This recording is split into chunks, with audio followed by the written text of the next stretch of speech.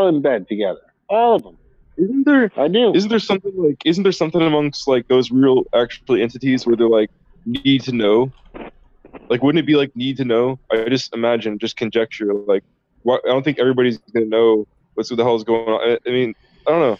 I just don't think that not most of them know about anything. I don't know. That's I why don't know. most of them. That's why most of them all take pictures doing the same pose. You know, covering one eye with the 666. That's why all of them. You know, go to Maria Abramovich's spirit cooking parties, and there's pictures of all of them. You know, eating cakes made out of human bodies. That's why there are pictures. I mean, there's evidence to all this. And yeah, you want to be rich and famous? What's this? You know, you got to sell your soul, man. And we've seen people even say it. It's like, hey, how'd you get like this? I sold my soul to blah blah blah. It's and yes, and Ebon is right. It's on film. These people are saying it right to your face. How many people do you have to see wearing the same symbols, wearing the same clothes, doing the same poses? That's what I mean, that's normal? I want to take a picture of a celebrity. Wait, let me put a 666 over one eye. Yeah. Like, look, what is that? What is that? And yeah, everyone does it. And my take, you do that. And my take on it is you know, if it's just a trend, this is a long-lasting trend that's been going on for decades. I mean, like, look at hairstyles. Those hairstyles don't last past a decade. You know, before our parents were born. This goes back a long time. Yeah. I mean, there's no fashion trend that lasts a long time. So these fashion trends for these gestures and whatnot, it's like the whole one breast exposed female poses and stuff like that shit too. Oh, what's that one? I can't remember what that one was. No, it's just a typical like Illuminati symbolism thing where usually what they'll do in the videos that feature that kind of thing is they'll have one chick who's exposing only one of her breasts and she'll be forcing the head of another chick on something. And that's a specific, I don't know what it means, but I know it's an identified Illuminati thing. Well, we're here. Let's go and find it.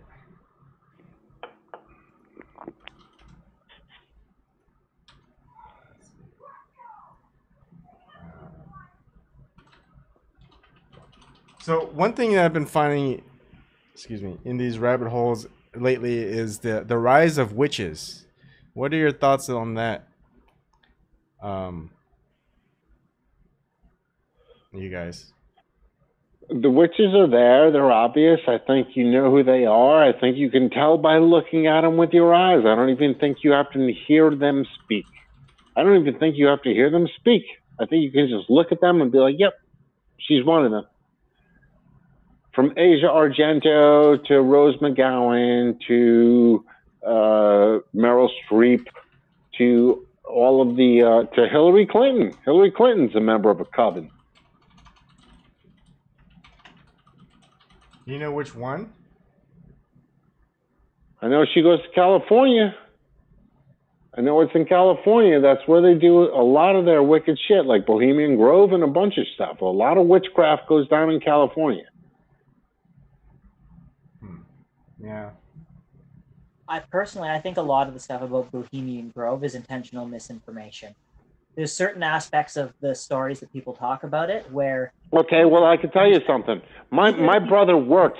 My brother worked at Bohemian Grove. And what I'm telling you is that the stories that are coming out... You've never been there. Wait, Nash, let him go first, and then... Gods, dude. They're literally using the wrong names for the wrong gods and wrong symbols. So either that's intentional misinformation and they're doing something else, or the people who set it up are idiots. So I don't think they're idiots. So I think it's either intentional misinformation or what. How can they be idiots when everyone that participates in Bohemian Grove is our presidents? All this shit. It just does not line up. if they're worshiping Moloch there, they would have to have completely different setups. I know how to set up a Moloch altar, and it is nothing like what they have at Bohemian Grove. Isn't the Bohemian Grove more like the owl type of? Well, yeah, yes, the owl's Minerva, the owl, Yeah. or Athena. The owl is not Moloch. They're not even from the same pantheon. So I disagree. okay, Nash, give us your side of the story from your brother's point of view and yours. All right, so my brother's a big time chef, and he just catered an event for the Oakland Raiders. I mean, he's been in People magazine. My brother is a big time chef. All right, so he catered an event at Bohemian Grove. So I asked him, I said, "What the hell goes on at Bohemian Grove?" We all saw the Alex Jones video and all that crap, so we're like, well, what the fuck is this, And he told me, and these were his words, he said, "Whatever you heard is probably true." Well, I'm not saying bad shit doesn't go down there. I'm just saying that the specific stories I've heard about it have incredible inconsistencies with the actual occult literature I've read. So either the specifics of the rituals are not being correctly relayed, which is probably the most realistic explanation for it, or there's just an intentional misinformation campaign being carried out. Do you know when all of this started, or has it always been like that? That's just not normal. How is that a misinformation campaign? Wait, men dressed in robes, standing in front of a giant stone owl. This is normal behavior. This is what people do? For most of human history, it was, but yeah. I mean, no. I mean, I'd rather be, standing at the bar at the golf course. You have to have terrible magic powers if you can convince everyone you have them, and they're therefore equally afraid of you having them or not having them. I mean, this is one of the keys to occult memetics. The idea is that you make yourself seem more terrifying than you are, and that fear of you is what makes your enemies less likely to act against you. It's like, I don't know, when I was 9 years old, maybe that was, no. Grown men don't do this. Grown men don't do this. General population stuff here. Yeah, but they kept it secret, and they called it the cremation of care ceremony. And there's some weird shit tagged along with all of it. So, I mean, you're kind of simplifying it. You really are. Historically, the cremation of care was when the firstborn child of a Canaanite family was sacrificed to Moloch. But the actual statues and altars using at Bohemian Grove are not Moloch in nature. So they might be using terminology that they've heard somewhere and are... And Baal? Where does Baal fit in? Definitely not what they're doing visually in terms of what we've seen. So where does Baal fit in? Okay, well, a Baal isn't a god. A Baal is a type of spiritual entity that's created by mankind. It's basically the spiritual equivalent of a golem in Hebrew mythology. The idea is that a city will pool its spiritual energy into the same Baal to protect them from... So let's say, for example, you have to go down to Lebanon. Let's say you live in Mesopotamia and you got to go down to Lebanon to cut down some cedar trees or something. And you don't want the spirit of that forest to attack you. So you will put your energy from your city into that Baal. So your civilization spirit suppresses the natural spirit of the forest before you can then go basically take what you want from the forest. Now, cedar is one great. of the ways Cedar cremation care worked is they would have a statue of Moloch, which was a specific type of Baal, for a specific city. They would his arms on the altar, either both would be down or one would be down and one would be up. They would have little thumbs sticking out on the altar. And the idea was the swaddled infant would be placed at the top of his arms. If the infant rolled down the arms and was caught by one of the thumbs on the blanket, that child did not need to be sacrificed. They were marked for something important. And if the child slid into the fire and died, and if the mother made any kind of noising or crying, she would have to sacrifice her next child as well.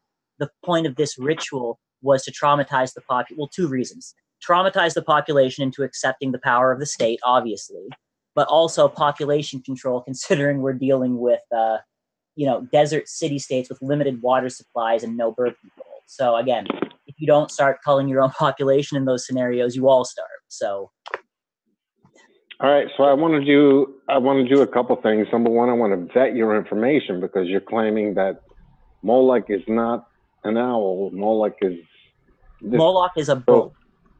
Yeah, so so I'm trying to learn, man. This is not an attack on you. I'm just, show us the info. Like, where were you getting this from? Because I want to vet your information.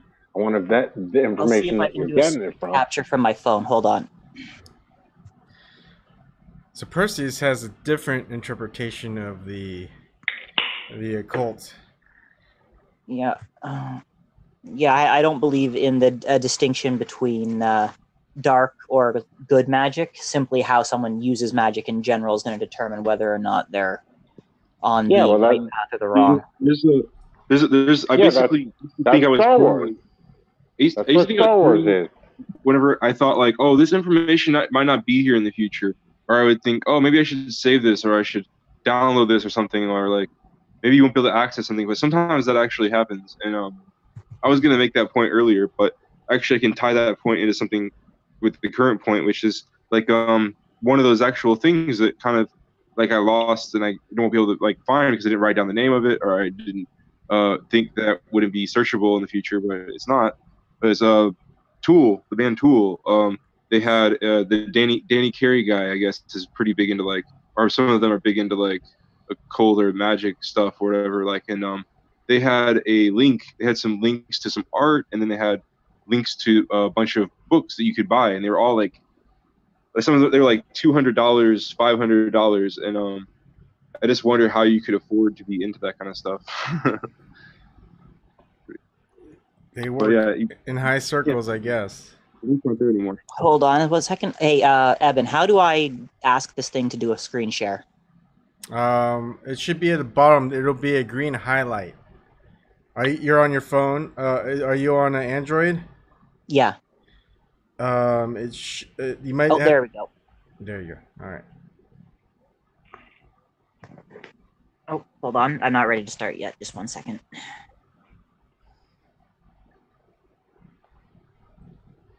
Here comes the poop porn. I'm just kidding. Yeah, right. There you go. Oh, that's this. I don't want an infinite loop there. So this is the way Moloch statues are supposed to be set up, okay? The idea is that there's the opportunity for the child to be caught by the statue before it falls into the fire or not. And the reason why they're doing this infanticide, other than, of course, to traumatize their own people intentionally into, submitting to them. By the way, their civilization destroyed itself in a civil war in which the people rose up and killed their leaders. Just saying. So it doesn't really work. Just saying. So how do I know these pictures weren't drawn by Dungeons and Dragons people, in the 1970s?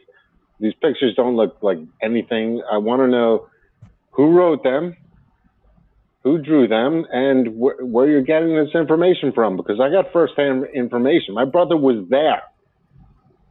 Okay, you're seeming to forget that. My brother was there. He witnessed verify that to me either, though, so we're at an impasse here. He's got you there. You weren't there. You're looking at pictures. I'm not. Okay, I'm going to show you pictures, and that proves my case. I'm not particularly interested in dragging out books and going through shit right now because I'm not even at my house. Well, I mean, who cares what his name is? If his name is Molech, or he's an owl, or he's who cares? Satan goes by many names, doesn't he? Okay, so I'm assuming you're not into doing any of this in terms of a practical sense. You don't practice any of this. You just hear about it, okay? Or research. The type of psychic focus you use is extremely... You'd be surprised about the research that I do, and I think that's unfair of you to say that. I'm just telling you that my brother was there at Bohemian Grove, and you're just saying, I have a picture. Okay. First, let him go, but one, just like you can't verify his sources, he can't verify your source, which is your brother. So... that's what he means by an impasse. What we can only do right now is share our information, and if we want to vet that information afterwards, we got to do that. Or vet it right now.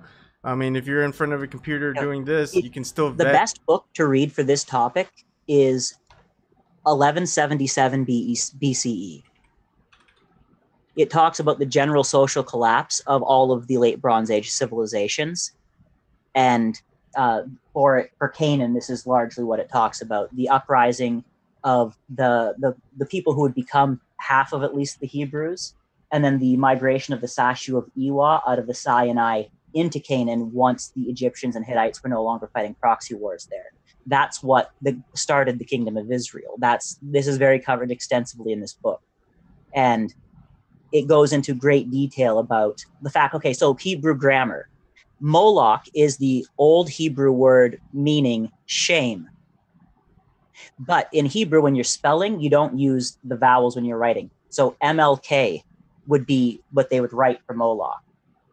Now, originally in like the earliest, so period A and B Hebrew, this literally is just a typical noun meaning a burnt offering. It wasn't until periods C and D Hebrew that Moloch had been turned into a like personified entity. The idea, a lot of these words all started out as improper nouns and then became, over the course of over 1,000 years, proper nouns. Is that how, like, Yahweh is spelled differently than the way that we spell it now with the vowels? You know, how... Yeah, and the reason why they did this was so that anyone who is reading their language in their lands wouldn't automatically, they would need context to understand, say, directions. So if there was a signpost that had directions written on it, all of the vowels missing, and back in those days, people didn't read silently. People sounded out things out loud most of the time. And okay. They would use, the Hebrews in particular were commonly using passphrases, where if people didn't put the right inflection on the words, they would just kill them for traveling through their lands. And by not having written examples of how to pronounce their words properly, it made it more difficult for people to blend in as them. It really goes back to all this Hebrew grammar stuff. And a lot of people, when we're talking about these religious topics, don't want to talk about Hebrew grammar and the implications that it has. I think there's something deep to be said about the Chinese language and the way that whole thing basically kept people from kind of getting in the inside of that, like brain or whatever circle or something like that culture. I heard Joe Rogan talking about it just today or yesterday and saying like they were like something like, what does sure mean? Like I think it's some Chinese word or some romanticization of the Chinese word, but yeah, I kind of wanted to tell them. Oh. Is it like, sure like yes in Mandarin? It does mean yes in Mandarin. That's the most common thing when people are saying sure, shoulda, or it will mean like is or are. It's the equivalent of is and are also, which is probably one of the most common sures. But there's several common sures, and it is one of the most common things you'll hear. But there's 50 different characters that is associated with, and there's like 4 different tones, so it's just very hard to get. Sure. No, it makes sense though, because sure. So if it's is, so wait, you said is, or what?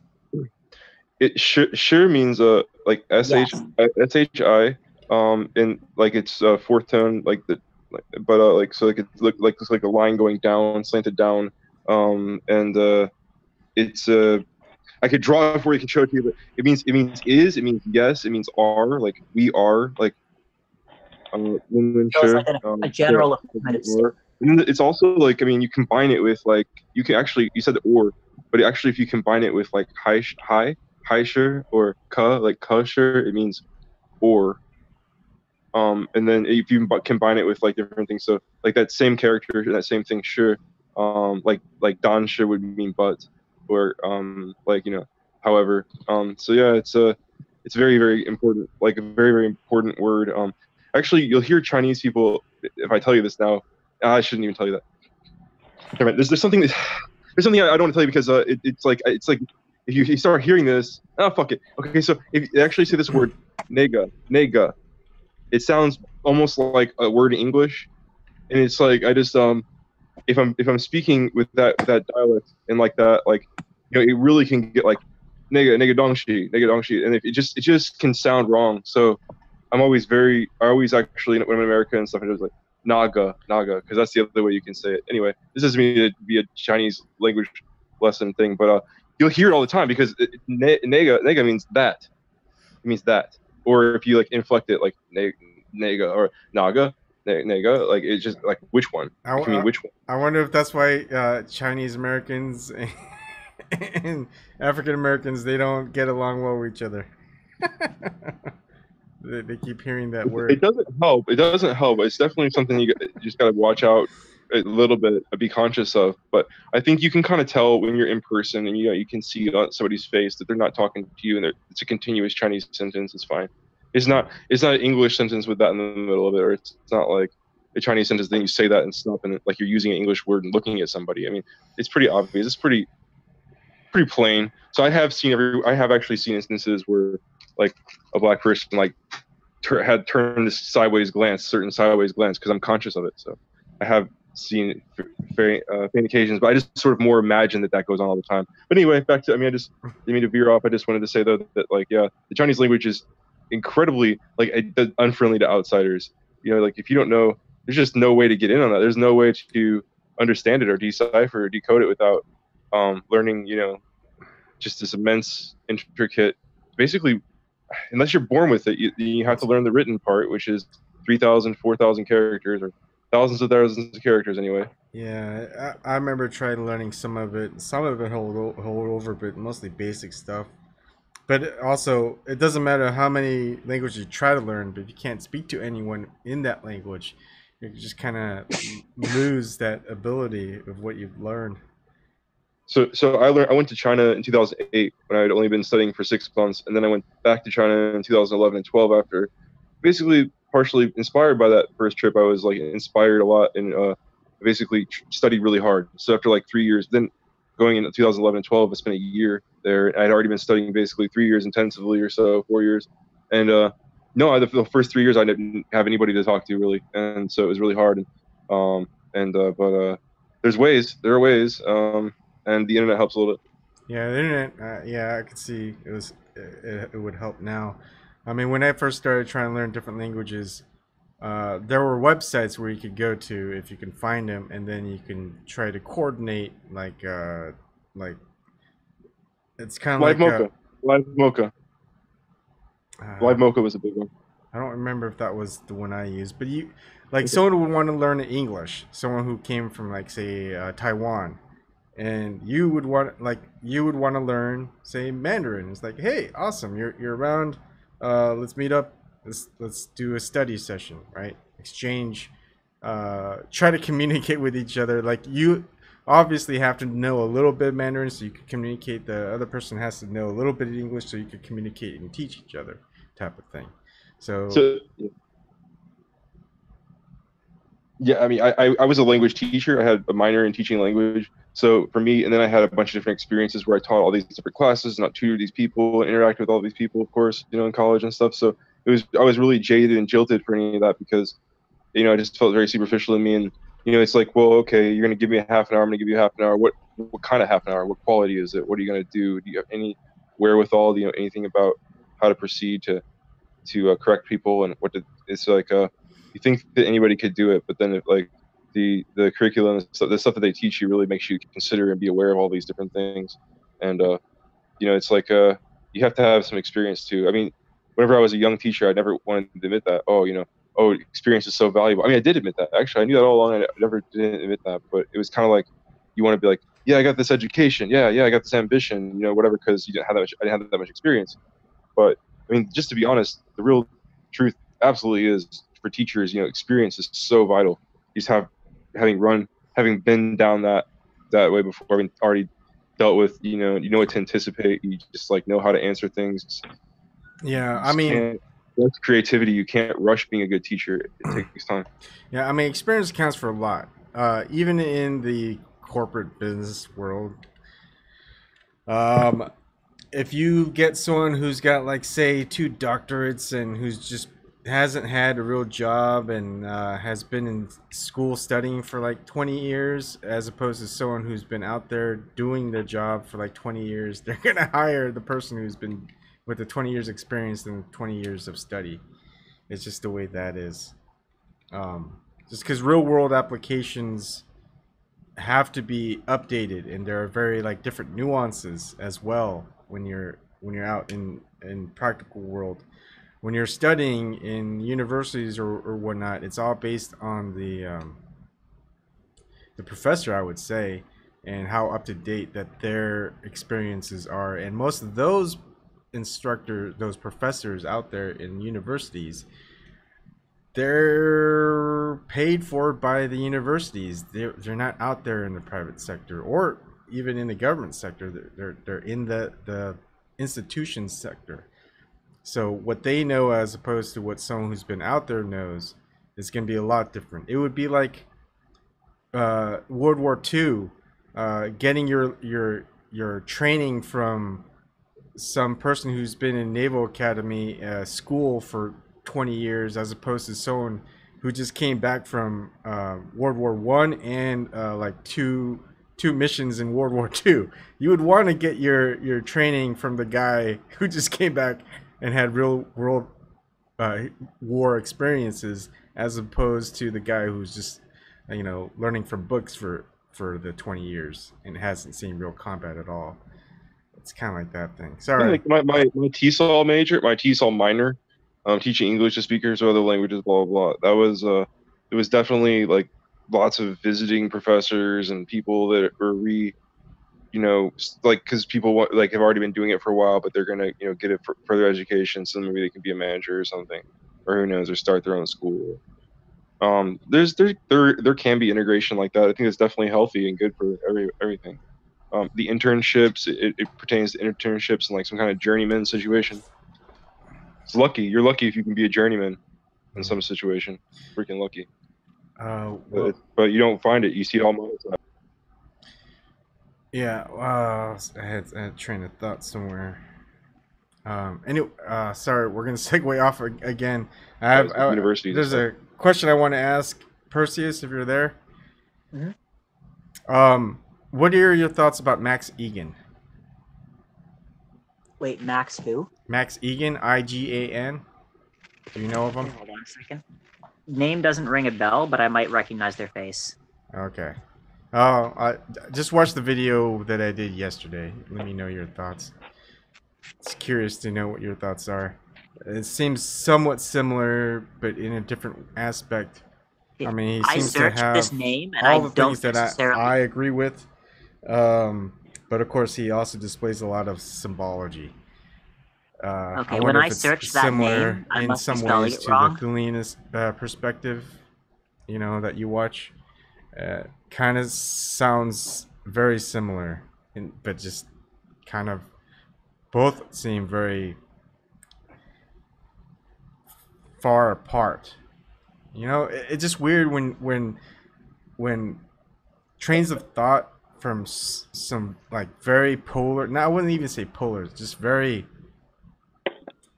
very far apart. They just live in different worlds, different areas of society, different areas of geography, and they come to the same conclusion in many ways.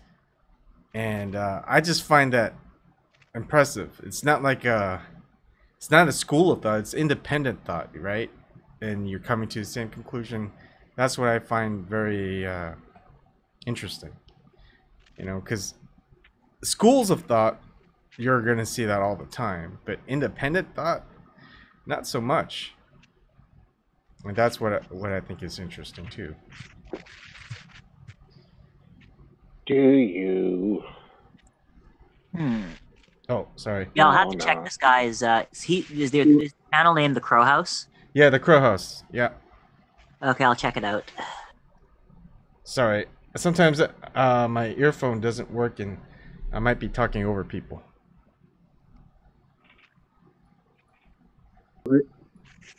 Oh, you're fine. Oh, you're cool.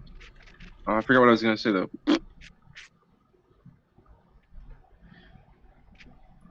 Take your time. Yeah, a lot of these video titles sound like some of the stuff that Varg talks about for sure. But yeah, they're probably coming from totally different directions. Yeah. Don't you think that's fascinating? When you've got people who are straying away from schools of thought, the independent thought movement, and they go down different paths, but they end up in just kind of same conclusion. Well, there's a word that starts with a G that's for that. I'm pretty sure you know it, Evan. Gnosticism? Well, no, gnosis specifically. Oh, gnosis. Oh, I guess I'm still not there yet.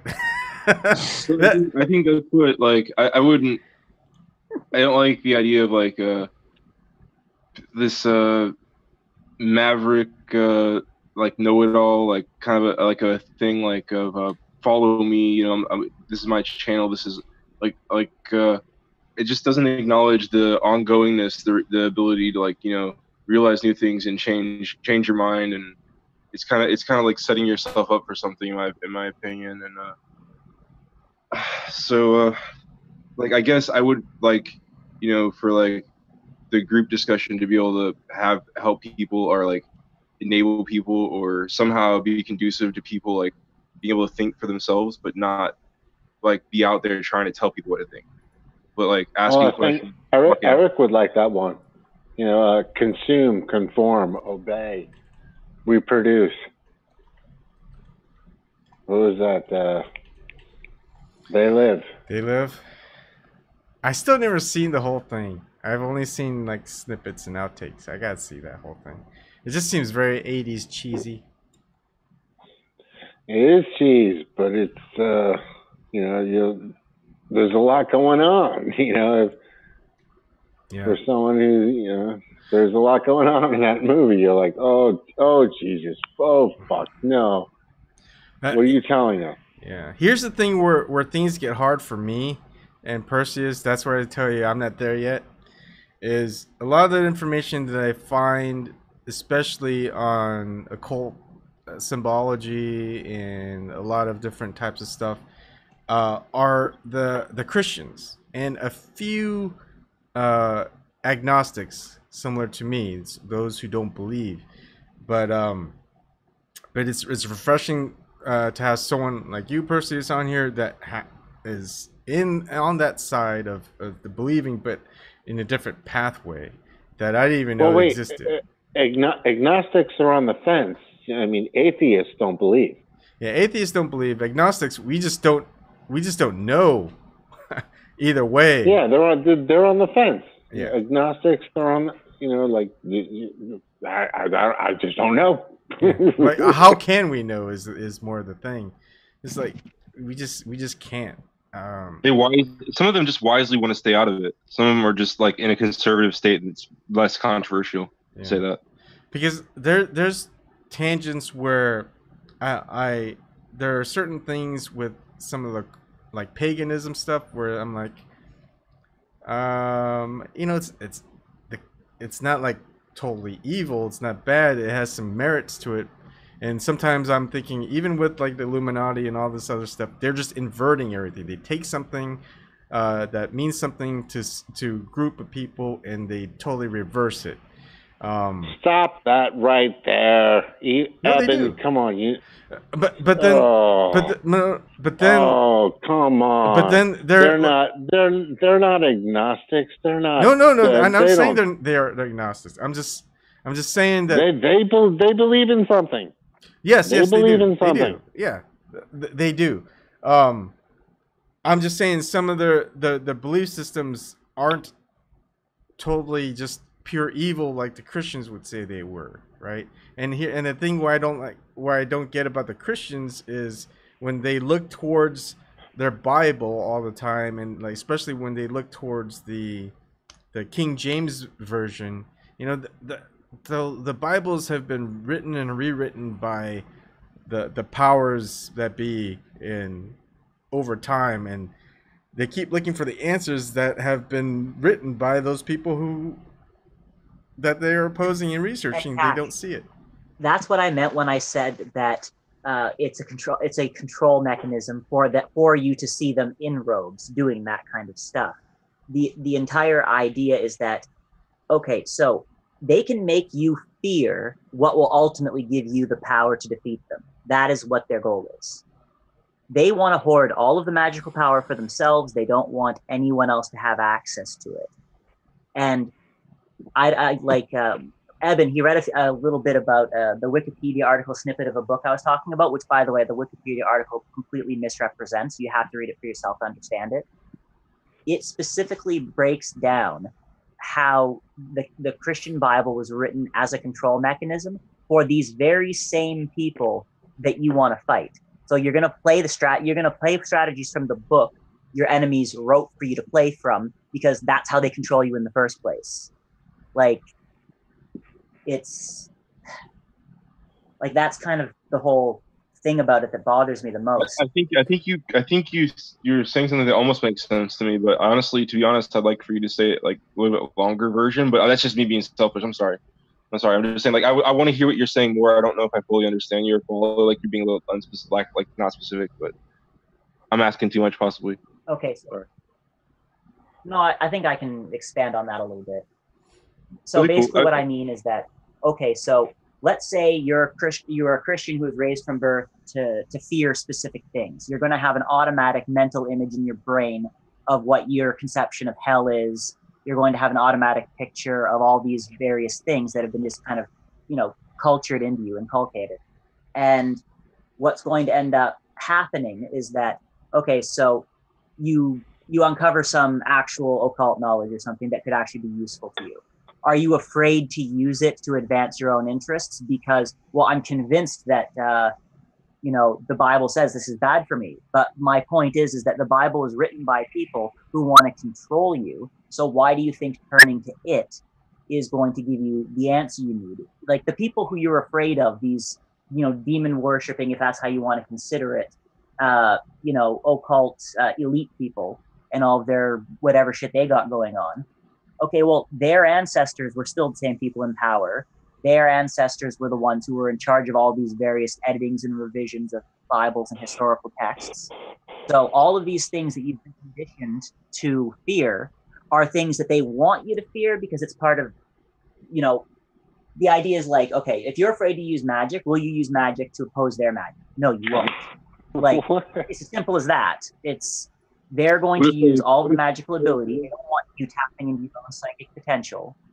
Like, they want you to be afraid of all that stuff because they want to hoard it. It has nothing to do with it's on actually being evil. On a more simple level, could it be like, that there's language in the Bible that teaches you to mistrust your instincts? Like, oh, absolutely, because the Bible is built on the assumption that humanity is a fallen angel, not a risen beast. And that's one of its biggest problems. The idea of the original sin, yeah, of course, that's, there's something wrong with you that you have no control over. Construction, like a construct. Like when you go to a religious construct in your head, that's kind of like a matrix, like metaphor. I don't know. Yeah. Youth. It's valid. I like it. It's a smart strategy. I mean, if that's the case, we are up against some... or maybe the construct, or maybe the religious construct is that the Democrats are a crusader and righteous thing, and that's the construct. This reality or unreality. Personally, I thought that I was really on to something. Now, here's the thing: it doesn't necessarily mean it's not true. It just means that it serves an interest I don't like. But there's this one dude I've been following for a little while now, who's he does archaeology stuff, and a lot of the stuff that he talks about is stuff that Freemasons were talking about back in like the 1950s and 60s. And it's kind of like, yeah, he's showing evidence to support some of these theories that they had. Now, it doesn't actually support any of the cultural practice aspects of the theories. They're just physically proving that there were groups of people, places they said that there weren't. Like, as far as his so-called evidence that supports these globalist so-called, it's not a prophecy, what is it? Okay, so the idea is that they have to bring the continent back into the state that it was at the previous height of their power, which necessitates, even Bill Cooper was talking about this, it necessitates... Lord Perseus, if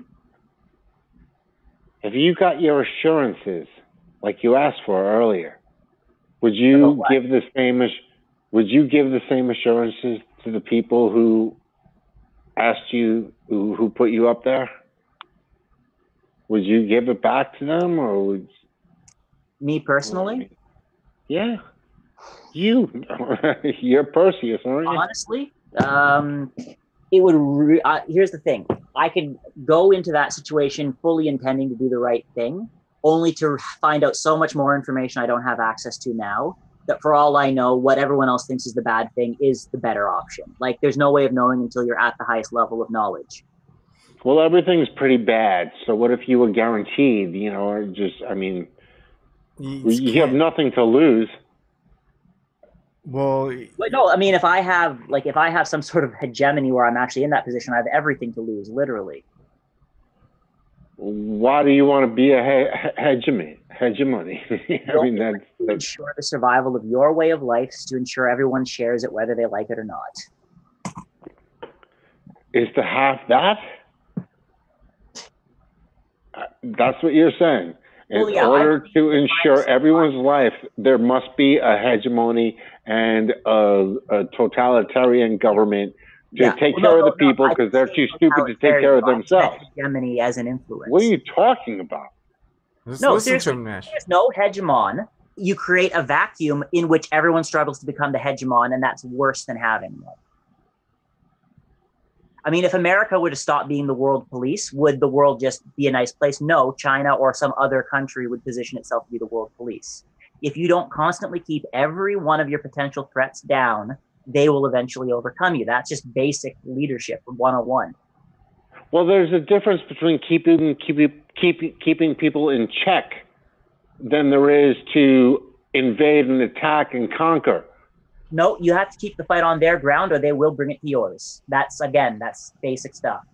You have to maintain initiative at all times. You have to fight them on I don't know if that's true. I don't know if that's true. I think you look at the third world and stuff. So you're saying we have to police the world. We have to police the world because if we don't police the world, we're going to get schooled and we're going to get conquered ourselves.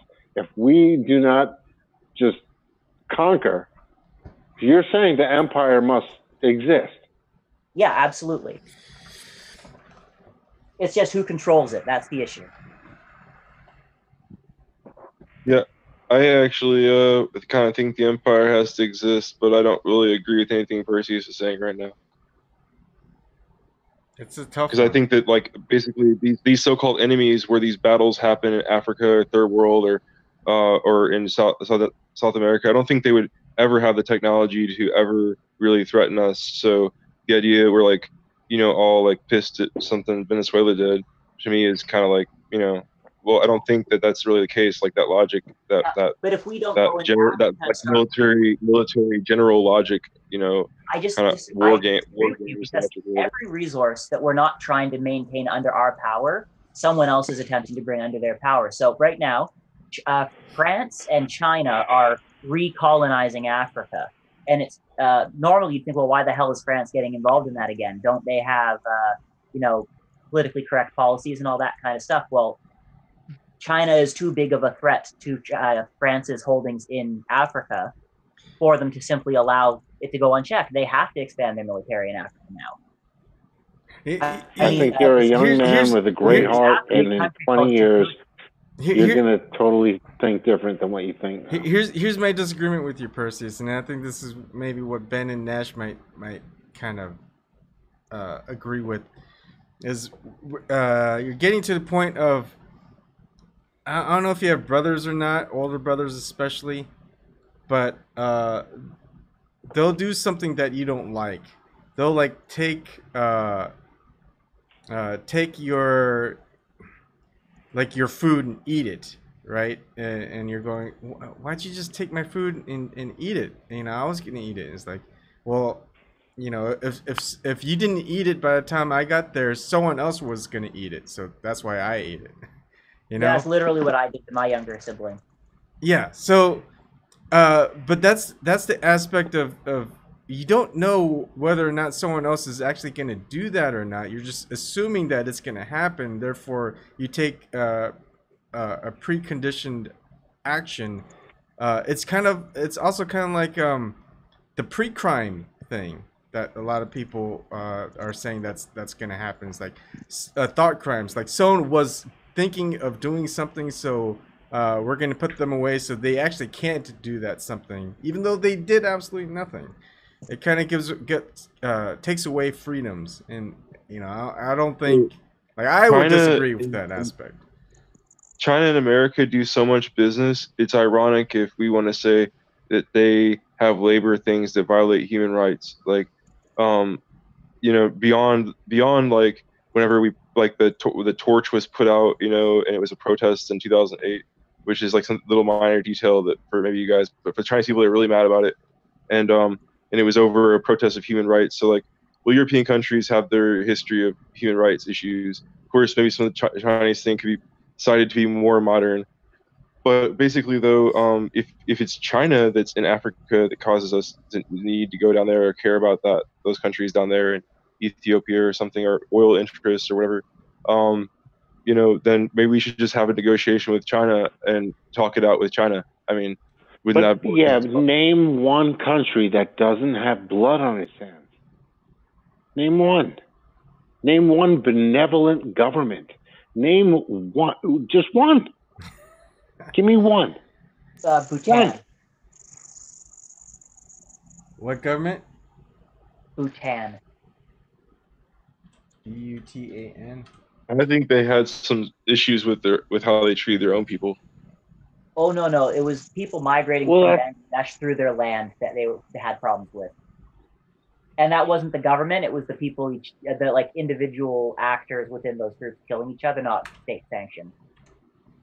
You guys are young and you're optimistic, and you got a lot of life ahead of you. I mean, you know, so you know, I'm proud of you. I'm happy for you.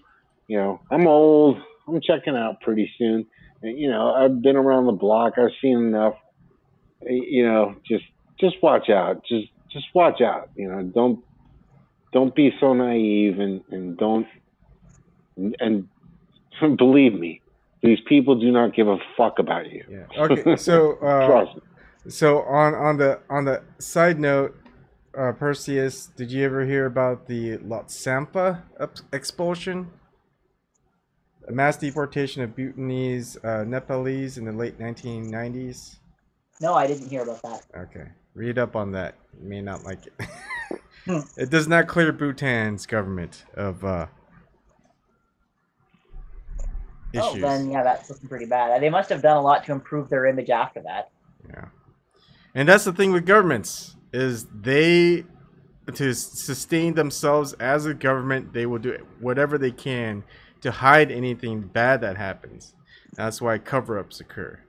And realizing this, you know, a lot of our founding fathers in the U.S. realized the importance of free press to expose any corruption or cover-ups that governments are doing. And that's why and also promising people badass freedoms isn't a bad way to get a lot of people motivated to rally around you, I guess, and achieve, like, you know, majority popularity and approval or something. Yeah. Well, I don't understand. They can print money out of nowhere. They can do a lot of things. I mean, the military has no problem circling the entire planet, but we can't build high-speed rail. We can't feed people here in America. We can't. They want do all these things. If we can just print them, because I mean, really. Yeah. What day and who is going to collapse the dollar anyway? So we all know America is insolvent. We all know America is bankrupt. So in my research, I keep hearing that the Illuminati or whatever the powers that be hate America. They hate what it represents, and they want it to crumble and fall, and so they could remake it into a new America, you know, in their vision. What are your thoughts on that, Persis? Does that coincide with any of the research? Oh yeah. So this obviously goes into conspiracy territory, so feel free to take it with a grain of salt. Mm-hmm. But I think they're trying to recreate the globalist civilization that failed during the Bronze Age. And I think that it was much more advanced than we're being told. I'm not talking like ancient astronauts crap. I don't really go into any of that kind of stuff. Mm-hmm. But I think that we had previously had a globalist system in place, that it lasted for a considerable period of time. That system collapsed in on itself. the reason why they're trying to say there was no ancient contact between North, South America, and Africa, and the Middle East, and Europe during this period is to cover up the fact that this happened. But every single month now, they're finding a new discovery that supports this. From the bodies of over 500 or 700 7,000-year-old European graves in Florida that were found. Like the skeletons were definitely identified as European people, and they were there 7,000 years ago, and it was like hundreds of them. So it would have been a colony or a trading post of some sort. More and more of this stuff keeps getting found. They even found the remnants of a henge somewhere near one of the Great Lakes, or in one of the Great Lakes, I think in Michigan. Lake Michigan, I think they have a henge that's below the current water level there, just by about like 20 feet. And again, there was apparently a little tribe of people with like blonde hair in like Mississippi or something. They thought they were like European, but then they realized no, they were just this weird tribe that had blonde hair. How can they have lost control? That kind of stuff is... They never lost control.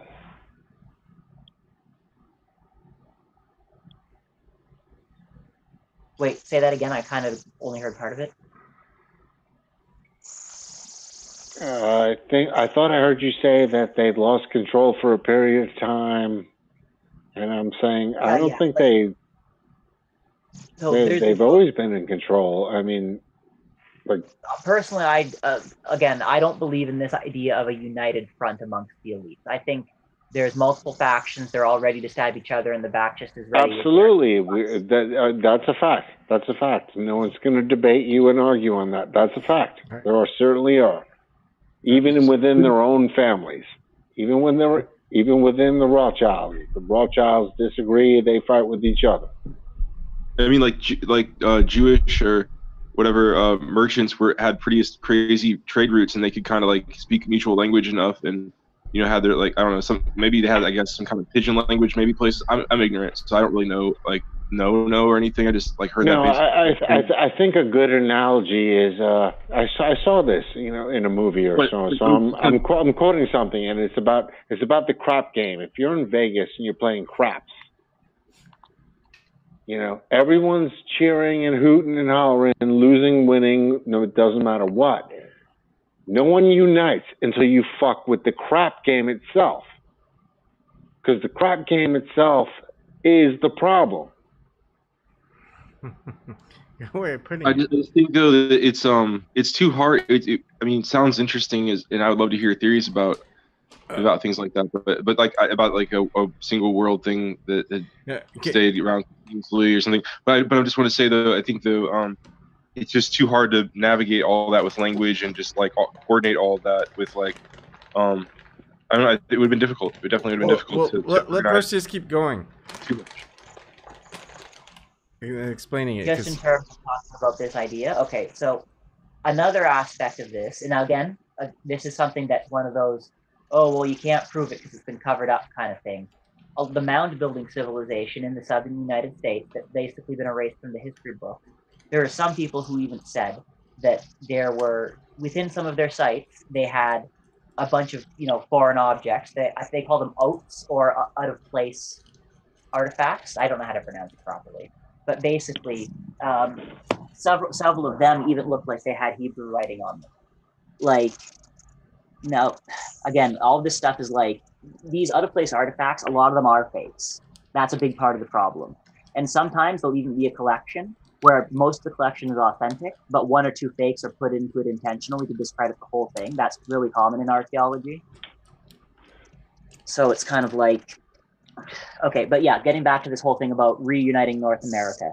So the idea, at least in their mind, they believed that in North America, Central America, in Northern Africa, and in the Levant, and I guess into Persia, it was primarily fire worship at that time. Now they go into this whole thing about it. I understand the symbolism used in the fire worship, at least in the sense that, okay, it's like your society's engine. You have to keep the eternal flame burning. Ritualistically, it makes a lot of sense in terms of what they're trying to do with it, okay? But personally, from what I've seen, there's absolutely no evidence of fire worship in ancient North America or in ancient Mesoamerica. That's them putting their own spin onto okay, so proof of contact was found, but there absolutely none of the proof highlights any of that cultural aspect of it. They've only been able to prove there was a lot of fires that were like hotter than others. I don't know what that was for though. Could be for different things. So, and different sites in North America, there were some fires that were like a lot hotter than others. So some people confuse this. Okay, so the Potawatomi, which were the priest tribe of the mound-building civilization, they had several prophecies called the prophecies of first, second, third, fourth, fifth, sixth, and seventh fires. This was not fire worship. This was like it's a metaphor for the idea of a forest fire that burns down all the old brush and new plants grow out of the ashes, kind of thing. I was thinking of Heraclitus first. I think Heraclitus worshiped fire. I believe so. I don't know. Could be water. I don't know. But the Mississippian people, I don't want to call them star worshippers, but they used the same type of.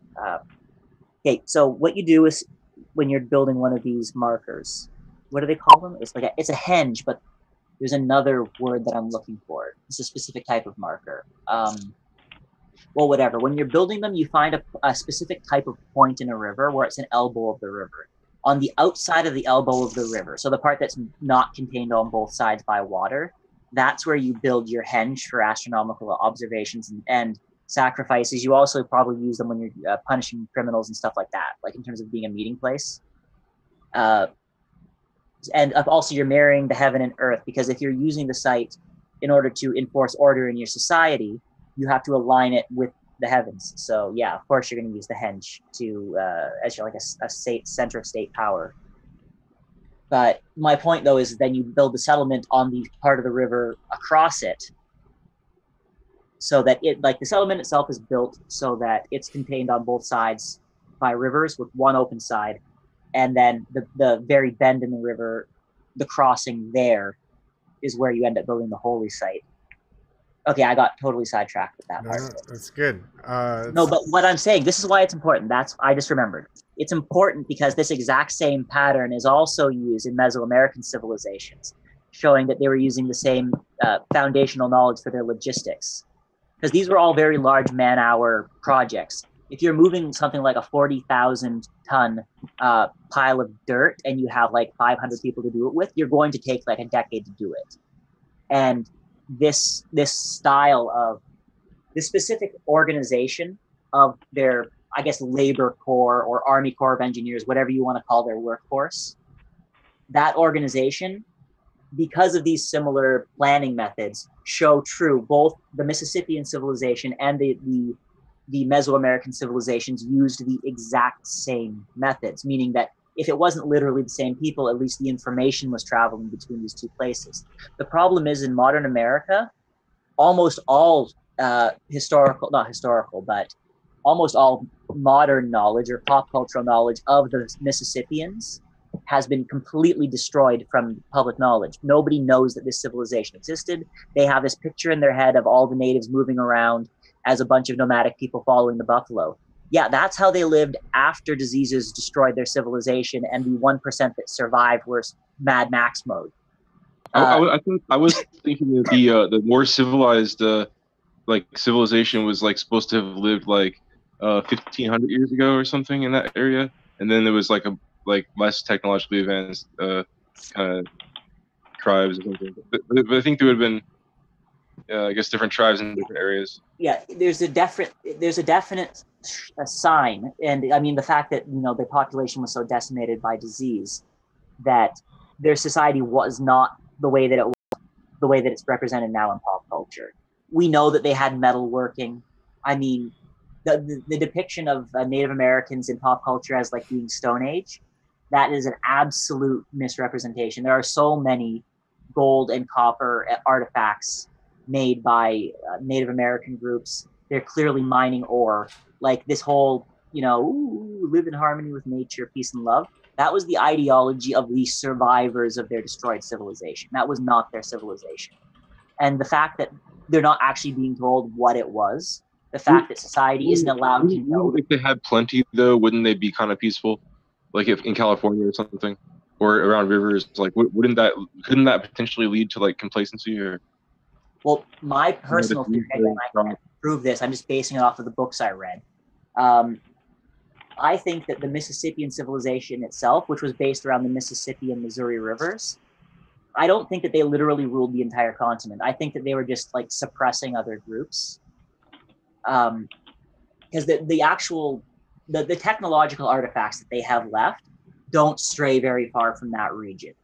I mean, there's some in the more like southeast parts, like in like more towards say Florida or Georgia. There's a decent number of sites there as well, like on the Gulf Coast. But as far as California goes, California, other than like the northern part of the state, I don't think was inhabitable until the 20th century.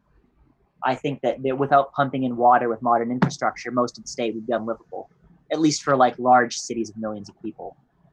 So I think like, has anybody really looked at anthropology like in the like international situation of like that there's like a lot of big civilizations on like a lot of big bays, you know, like why was like it seems like when there's currents that go into these bays like the Gulf of Mexico or I don't know, just a different situation. If you look at like massive civilizations like around in China, I guess the big rivers and these big kind of giant bays and like but also you have like currents that like ocean, you know, currents that basically I don't know.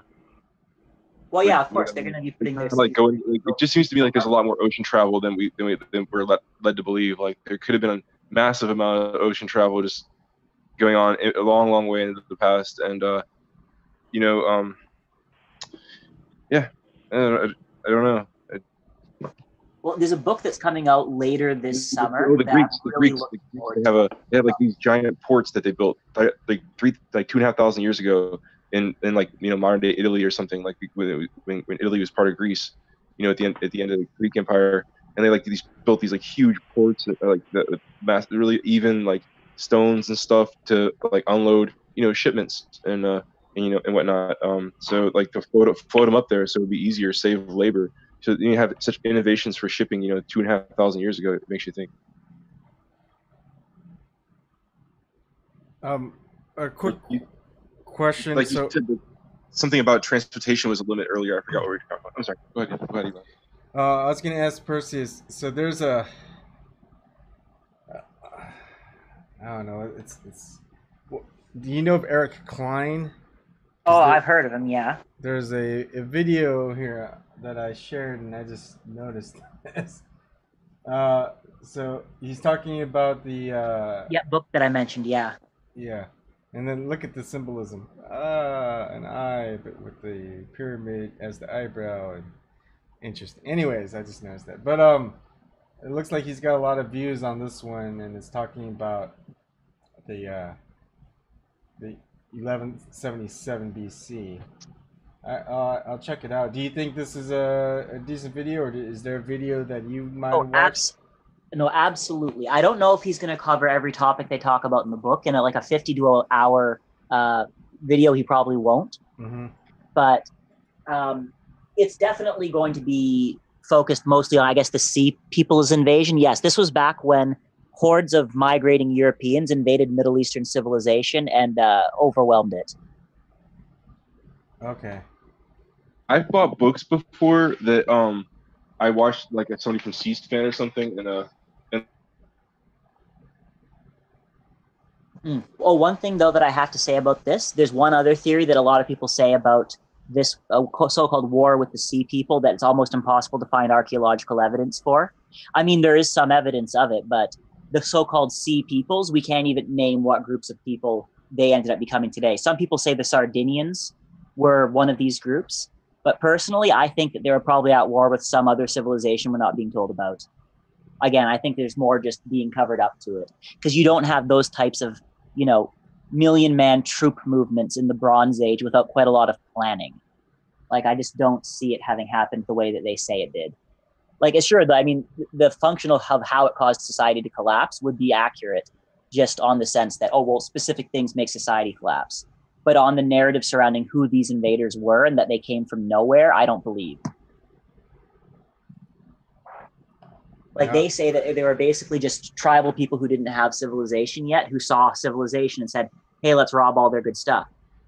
I mean, I guess you could say that that happened, but they were just so organized. They had really advanced shipbuilding technology. Like, I just can't believe the scenario where they just came out of nowhere, which is the one that's pushed by the mainstream people. Some people say that it's actually, no, this was a war with like Atlantis. I don't necessarily believe that. I think Atlantis was way before any of that. But it's funny to see. I think the interesting thing though, this is actually kind of what got me started on wanting to do farm reports, which was when I first read it, it was starting to talk about crop failures, particularly of olive oil crops, with olive oil being one of the most important sacramental things in the region at the time. Several of the Bronze Age religions used olive oil as its sacrament because it was basically a cheap calorie welfare where they could store it, they could use it for either fuel or food. And they would literally use these cone-shaped cups with like two, what are they called? On a bottle or a jug, when you have those two rings at the top that make it easier to hold, what is that called? Two rings. Yeah, it's basically a type of boss or jug design I'm trying to remember the name of, and I'm failing to remember it. But the idea is that there's these specific type of handled cones that they would sacramentally dip into like a big communal like vat of like probably like 100 liters or more of olive oil, and everyone would, you know, consume it ritualistically just straight. You mean maybe? Do you mean something like this?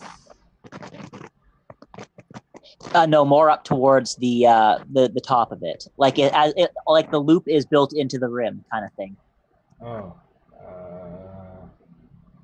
Closer to that yellow one there. This one? Yeah, basically, but more of a cone at the bottom. Okay. But why would they have a cone at the bottom? It was just a cone-shaped cup. I guess that was just easy for them to make. Oh, okay. But the yeah, much more like that blue one that was there actually, but a cone. The blue one. This one? Oh no, not that one. This one? Damn it.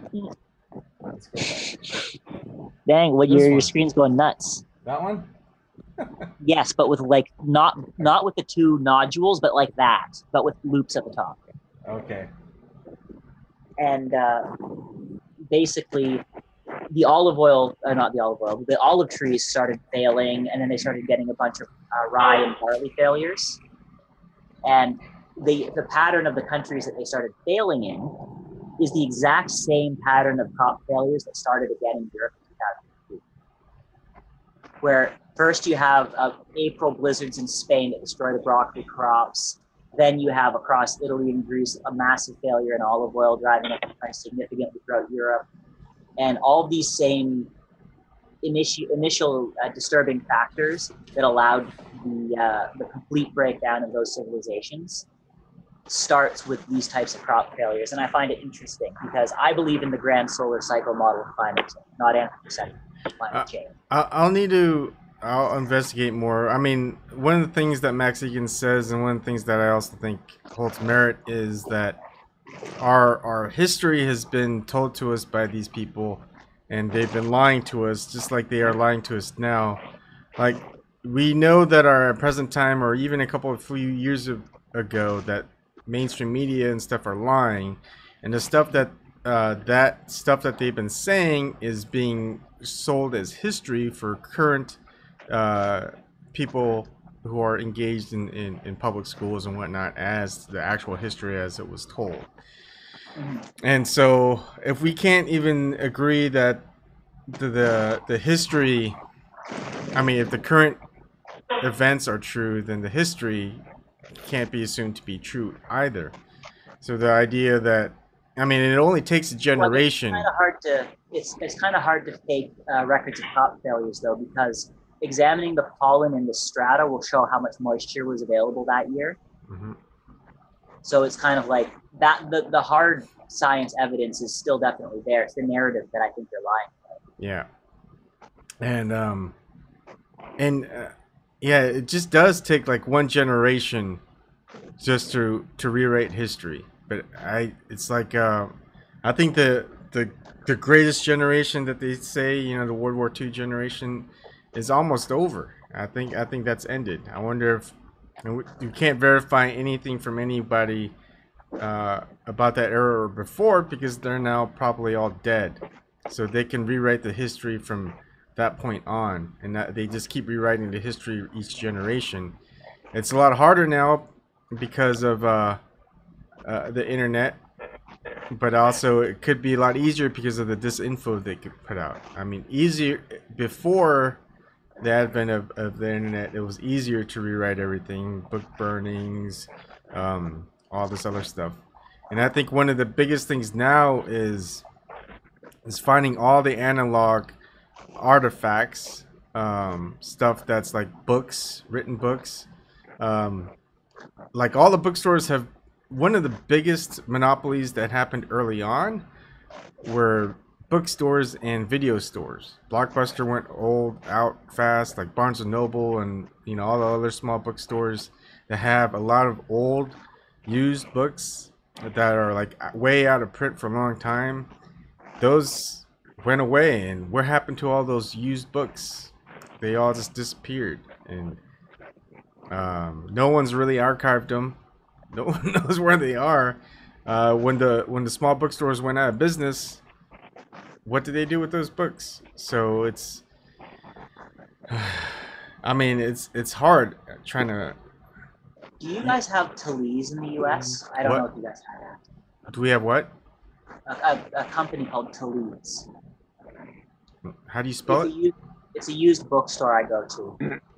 I don't think so. I just don't know if you guys have it. How do you spell it?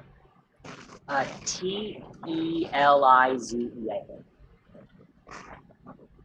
Yesterday,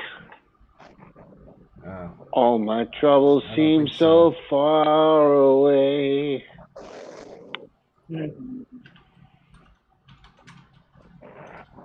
Anyways, I'm gonna end it tonight. It's been a long night for me. Thank you guys for coming on. Well, I'll try to do a segment of the 1177 event, Perseus. Maybe I'll do that tomorrow night instead of, and save the Bill Cooper, because there's 2 interviews, actually 3 interviews next that Bill Cooper had, and I want to play them eventually. But I'll try to find a good point to cover the 1177 event. One thing, I'm not sure if he'll mention it in the video, but it definitely talks about it in the book, particularly in reference to why my city in Greece collapsed. And you know why? Incel rebellion, not even exaggerating. Okay. Yeah, basically when people crossed over the Danube down into Greece, at that time, and there's genetic evidence to prove it because of a genetic bottleneck, it was not uncommon for most Greek city-states at the time to have a group of, say, about 100 to 500 men on top with about 30 wives each, and all of the other men completely unmarriable, the way that society was set up. And we can see the genetic bottlenecking in the people today because of this. And it's fascinating that once all these incels decided, well, fuck, we have no investment in the future of the status quo here. And they opened up the gates and just ended up going and invading the other countries with the rest of the barbarians. That's the narrative they gave for it. So I think it's very funny that we have a bad problem with incels in our society now too. Do you think that's gonna be enough to use them as the next revolutionary force, I guess? Oh yeah. Well, what do you see? What do you think about the whole ginger jihadi phenomenon in the UK? That's funny that you mentioned that. Someone else mentioned that, and it's like I didn't even know that was an issue. Oh no, they get these really socially ostracized guys, become good friends with them, and radicalize them. I think that's basic stuff. It's all what is it called? Somebody on here, Sargon. Yeah, you've probably seen his vision on Muslim gang radicalization techniques, right? Yeah. Yeah. So I think that those are 2 directly related issues. The whole, too many men don't have an investment in the future of the country because they don't have families. Mm-hmm. And a foreign force providing it's like Osama bin Laden said, when a man looks upon 2 horses and one of them is weak and one of them is strong, he will naturally prefer the stronger horse. Yeah. That's why a lot of people choose to pick on the winning side. etc., etc. Man, so much depth to go down to. And I hate that terminology now that I think of it. But all right, thanks you guys. We'll be on tomorrow night and every night as much as I can, as we all know. And Ryan's always around too, and other people as well. So you guys can always find a way to communicate with each other, not just on chat, but also by talking. All right, see you guys. Have a good night. Peace. Bye.